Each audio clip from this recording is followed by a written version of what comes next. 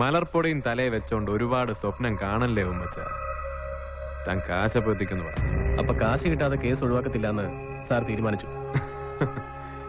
അതവൻ 5 പരക്കിലെ റബ്ബർ തോട്ടത്തിലുണ്ടെന്ന് വിവരം കിട്ടിയപ്പോഴേ ഞാൻ തീരുമാനിച്ചതല്ലേ. ശരി, കാശ് ഇന്ന് ഞാൻ കൊണ്ടുതരും. മാനം കാക്കാന്നുള്ളത് എന്റെ ആവശ്യമാണല്ലോ. പക്ഷേ 5 എന്നുള്ളൊന്ന് കുറയ്ക്കണം.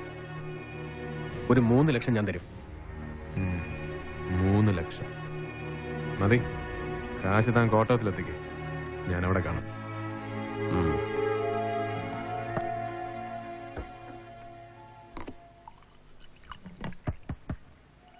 ആ വാ. ഉമ്മച്ചൻ ഇരിക്ക്.